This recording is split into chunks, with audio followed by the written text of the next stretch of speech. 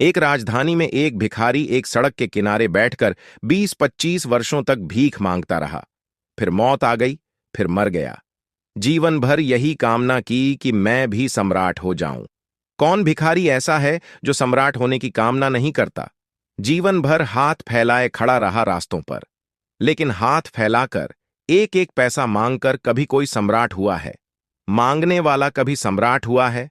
मांगने की आदत जितनी बढ़ती है, उतना ही बड़ा भिखारी हो जाता है। सम्राट कैसे हो जाएगा? जो 25 वर्ष पहले छोटा भिखारी था, 25 वर्ष बाद पूरे नगर में प्रसिद्ध भिखारी हो गया था, लेकिन सम्राट नहीं हुआ था। फिर मौत आ गई। मौत कोई फिक्र नहीं करती। सम्राटों को भी आ जाती है, भिखारियों को भी आ जाती है। और सच्चाई शायद यही है कि सम्राट थोड़े बड़े भिखारी होते हैं, भिखारी जरा छोटे सम्राट होते हैं। और क्या फर्क होता होगा? वह मर गया भिखारी तो गांव के लोगों ने उसकी लाश को उठाकर फेंकवा दिया। फिर उन्हें लगा कि 25 वर्ष एक ही जगह बैठकर भीख मांगता रहा। सब जगह गंदी हो गई। गंदे चीथड़े फैला दिए हैं, टीन टप्पर, बर्तन भांडे फैला दिए हैं, सब फेंकवा दिया। फिर किसी को ख्याल आया कि 25 वर्ष में जमीन भी गंदी कर दी होगी। थोड़ी जमीन उखाड़कर थोड़ी मिट्टी साफ कर दें। ऐसा ही सब व्यवहार करते हैं मर गए आदमी के साथ। भिखारियों के साथ ही करते हों ऐसा नहीं। जिसको प्रेमी कहते हैं उनके साथ भी यही व्यवहार होता है। उखाड़ दी, थोड़ी मिट्टी भी खोद डाली। एड्स पोस्ट। मिट्टी खोदी तो नगर दंग रह गया, भीड़ लग गई, सारा नगर वहां इकट्ठा हो गया। वह भिखारी जिस जगह बैठा था वहां बड़े खजाने गड़े हुए थे। सब कहने लगे, कैसा पागल था, मर गया पागल, भीख मांगते मांगते। जिस जमीन पर बैठा था वहां बड़े हंडे गड़े हुए थे, जिनमें बहुमूल्य हीरे जवाहरात थे, स्वर्ण अशर्फियां थीं। वह सम्राट हो सकता था, लेकिन उसने वह जमीन न खोदी जिस पर वह बैठा हुआ था। वह उन लोगों की तरफ हाथ पसारे रहा जो खुद ही भिखारी थे, जो खुद ही दूसरों से मांग मांग कर ला रहे थे। वे भी अपनी जमीन नहीं खोदे होंगे। उसने भी अपनी जमीन नहीं खोदी। फिर गांव के लोग कहने लगे, बड़ा अभागा था। मैं भी उस गांव में गया था, मैं भी उस भीड़ में खड़ा था। मैंने लोगों से कहा, उस अभागे की फिक्र छोड़ो, दौड़ो अपने घर, अपनी जमीन तुम खोदो। कहीं वहां कोई खजाना तो नहीं?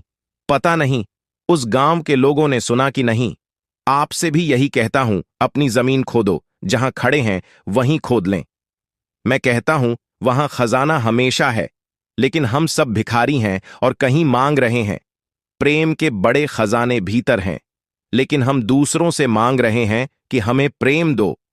पत्नी पति से मांग रही है, मित्र मित्र से मांग रहा है कि हमें प्रेम दो। जिनके पास खुद ही नहीं है वे खुद दूसरों से मांग रहे हैं कि हमें प्रेम दो। हम उनसे मांग रहे हैं। भिखारी भिखारियों से मांग रहे हैं। इसलिए दुनिया बड़ी बुरी हो गई है। लेकिन अपनी जमीन पर जहां हम खड़े हैं कोई खोदने की फिक्र नहीं करता। वह कैसे खोदा जा सकता है, वह थोड़ी सी बात मैंने कही है। वहां खोदें, वहां बहुत खजाना है। और प्रेम का खजाना खोदते खोदते ही एक दिन आदमी परमात्मा के खजाने तक पहुंच जाता है। और कोई रास्ता न कभी था, न है और न हो सकता है। ओशो। 2 एक बूढ़ी धोबिन की कहानी। एक किरण ही पर्याप्त है। ग्रंथों का भार जो नहीं कर पाता है, सत्य की एक झलक वह कर दिखाती है। अंधेरे में रोशनी के लिए प्रकाश का वर्णन करने वाले बड़े बड़े शास्त्र किसी काम के नहीं। मिट्टी का एक दिया जलाना आना ही पर्याप्त है। रॉल्फ वॉल्डो इमर्सन के व्याख्यानों में एक बूढ़ी धोबिन निरंतर देखी जाती थी। लोगों को हैरानी हुई। एक अनपढ़ गरीब औरत इमर्सन की गंभीर वार्ताओं को क्या समझती होगी। किसी ने आखिर उससे पूछ ही लिया कि उसकी समझ में क्या आता है। उस बूढ़ी धोबिन ने जो उत्तर दिया वह अद्भुत था। उसने कहा, मैं जो नहीं समझती उसे तो क्या बताऊं, लेकिन एक बात मैं खूब समझ गई हूं और पता नहीं कि दूसरे उसे समझे हैं या नहीं। मैं तो अनपढ़ हूं और मेरे लिए एक ही बात काफी है। उस बात ने मेरा सारा जीवन बदल दिया है। और वह बात क्या है? वह यह है कि मैं भी प्रभु से दूर नहीं हूं। एक दरिद्र अज्ञानी स्त्री से भी प्रभु दूर नहीं है। प्रभु निकट है, निकट ही नहीं, स्वयं में है। यह छोटा सा सत्य मेरी दृष्टि में आ गया है और अब मैं नहीं समझती कि इससे भी बड़ा कोई और सत्य हो सकता है। जीवन बहुत तथ्य जानने से नहीं, किंतु सत्य की एक छोटी सी अनुभूति से ही परिवर्तित हो जाता है। और जो बहुत जानने में लग रहते हैं, वे अक्सर सत्य की उस छोटी सी चिंगारी से वंचित ही रह जाते हैं, जो परिवर्तन लाती है और जिससे जीवन में बोध के नए आयाम उद्घाटित होते हैं। ओशो के पत्रों के संकलन पथ के प्रदीप से। प्रस्तुति ओशो कहानी। संख्या 3। जीवन को जानने के लिए जीवन से जुड़ाव होना चाहिए।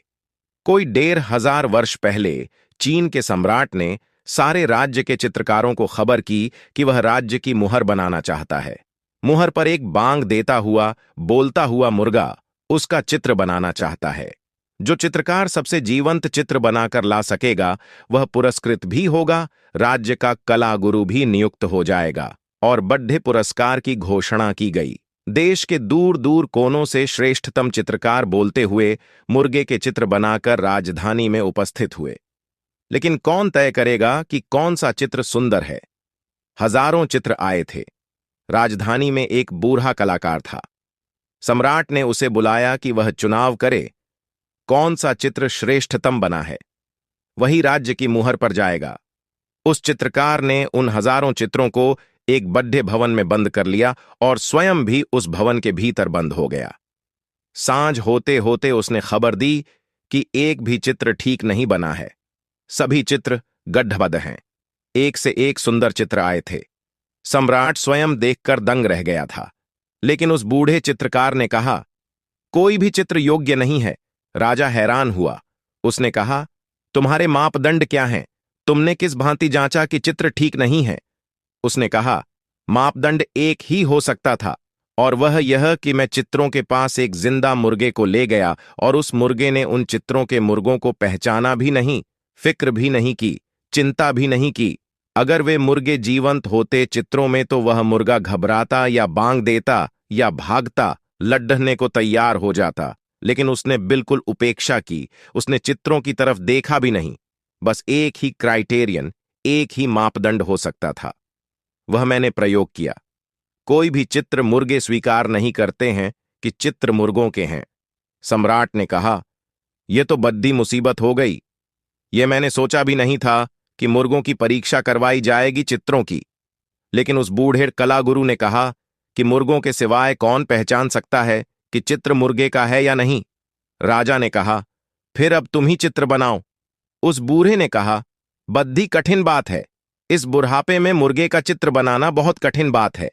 सम्राट ने कहा, तुम इतने बद्दे कलाकार एक मुर्गे का चित्र नहीं बना सकोगे? उस बूढ़े ने कहा, मुर्गे का चित्र तो बहुत जल्दी बन जाए, लेकिन मुझे मुर्गा होना पड्डे ढेगा। उसके पहले चित्र बनाना बहुत कठिन है। राजा ने कहा, कुछ भी करो। उस बूढ़े ने कहा, कम से कम 3 वर्ष लग जाएं। पता नहीं मैं जीवित बचूं या न बचूं।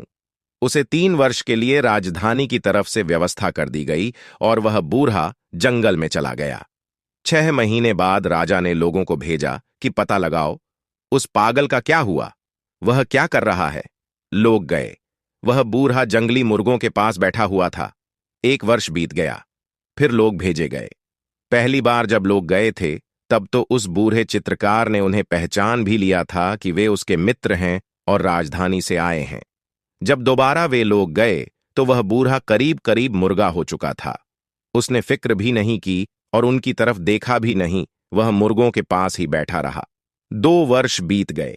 3 वर्ष पूरे हो गए। राजा ने लोग भेजे कि अब उस चित्रकार को बुला लाओ, चित्र बन गया हो तो। जब वे गए तो उन्होंने देखा कि वह बूढ़ा तो एक मुर्गा हो चुका है। वह मुर्गे जैसी आवाज कर रहा है। वह मुर्गों के बीच बैठा हुआ है। मुर्गे उसके आसपास बैठे हुए हैं। वे उस बूढ़े को उठाकर लाए। राजधानी में पहुंचा, दरबार में पहुंचा। राजा ने कहा, चित्र कहां है? उसने मुर्गे की आवाज की। राजा ने कहा, पागल, मुझे मुर्गा नहीं चाहिए, मुझे मुर्गे का चित्र चाहिए। तुम मुर्गे होकर आ गए हो, चित्र कहां है? उस बूढ़े ने कहा, चित्र तो अभी बन जाएगा, सामान बुला लें, मैं चित्र बना दूं। और उसने घड्डी भर में चित्र बना दिया। और जब मुर्गे कमरे के भीतर लाए गए तो उस चित्र को देखकर मुर्गे डर गए और कमरे के बाहर भागे। राजा ने कहा, क्या जादू किया है इस चित्र में तुमने? उस बूढ़े ने कहा, पहले मुझे मुर्गा हो जाना जरूरी था, तभी मैं मुर्गे को निर्मित कर सकता था। मुझे मुर्गे को भीतर से जानना पड़ा कि वह क्या होता है, और जब तक मैं आत्मसात न हो जाऊं, मुर्गे के साथ एक न हो जाऊं, तब तक कैसे जान सकता हूं कि मुर्गा भीतर से क्या है, उसकी आत्मा क्या है। आत्म ऐक्य के बिना, जीवन के साथ एक हुए बिना, जीवन के प्राण को, जीवन की आत्मा को भी नहीं जाना जा सकता। जीवन का प्राण ही प्रभु है, वही सत्य है। जीवन के साथ एक हुए बिना कोई रास्ता नहीं है कि कोई जीवन को जान सके। ओशो नेति नेति प्रवचनम 4 से संकली। कहानी संख्या 4, भूत और भविष्य। एक वृद्ध व्यक्ति हवाई जहाज से न्यूयॉर्क जा रहा था। बीच के एक एयरपोर्ट पर एक युवक भी उसमें सवार हुआ। उस युवक के बैग को देखकर लगता था कि वह शायद किसी इंश्योरेंस कंपनी का एग्जीक्यूटिव था। युवक को उस वृद्ध व्यक्ति के पास की सीट मिली। कुछ देर चुपचाप बैठे रहने के बाद उसने वृद्ध से पूछा, सर, आपकी घड़ी में कितना समय हुआ है? वृद्ध कुछ देर चुप रहा, फिर बोला, माफ करें, मैं नहीं बता सकता। युवक ने कहा, क्या आपके पास घड़ी नहीं है? वृद्ध ने कहा, घड़ी तो है, लेकिन मैं थोड़ा आगे का भी विचार कर लेता हूं, तभी कुछ करता हूं। अभी तुम पूछोगे कितना बजा है, और मैं घड़ी में देखकर बता दूंगा। फिर हम दोनों के बीच बातचीत शुरू हो जाएगी। फिर तुम पूछोगे, आप कहां जा रहे हैं? मैं कहूंगा, न्यूयॉर्क जा रहा हूं। तुम कहोगे, मैं भी जा रहा हूं। आप किस मोहल्ले में रहते हैं? तो मैं अपना मोहल्ला बताऊंगा। संकोचवश मुझे तुमसे कहना पड़ेगा कि अगर कभी वहां आओ तो मेरे यहां भी आ जाना। मेरी लड़की जवान और सुंदर है। तुम घर आओगे तो निश्चित ही उसके प्रति आकर्षित हो जाओगे। तुम उससे फिल्म देखने चलने के लिए कहोगे और वह भी राजी हो जाएगी। और एक दिन यह मामला इतना परवान चढ़ जाएगा कि मुझे विचार करना पड़ेगा कि मैं अपनी लड़की की शादी एक बीमा एजेंट से करने के लिए हामी भरूं या नहीं, क्योंकि मुझे बीमा एजेंट बिल्कुल भी पसंद नहीं आते। इसलिए कृपा करो और मुझसे समय मत पूछो। हम सभी इस आदमी पर हंस सकते हैं, लेकिन हम सब इसी तरह के आदमी हैं। हमारा चित्त प्रतिपल वर्तमान से छिटक जाता है और भविष्य में उतर जाता है, और भविष्य के संबंध में आप कुछ भी सोचें, सब कुछ ऐसा ही बचकाना और व्यर्थ है, क्योंकि भविष्य कुछ है ही नहीं। जो कुछ भी आप सोचते हैं वह सब कल्पना मात्र ही है। जो भी आप सोचेंगे वह इतना ही झूठा और व्यर्थ है जैसे इस आदमी का इतनी छोटी सी बात से इतनी लंबी यात्रा पर कूद जाना। इसका चित्त हम सबका चित्त है। हम वर्तमान पर अपनी पूरी पकड़ से टिकते नहीं हैं और भविष्य या अतीत में कूद जाते हैं। जो क्षण हमारे सामने मौजूद है उसमें हम मौजूद नहीं हो पाते, लेकिन इसी क्षण की सत्ता है, वही वास्तविक है। अतीत और भविष्य, इन दोनों के बंधनों में मनुष्य की चेतना वर्तमान से अपरिचित रह जाती है। अतीत और भविष्य दोनों मनुष्य की ईजाद हैं।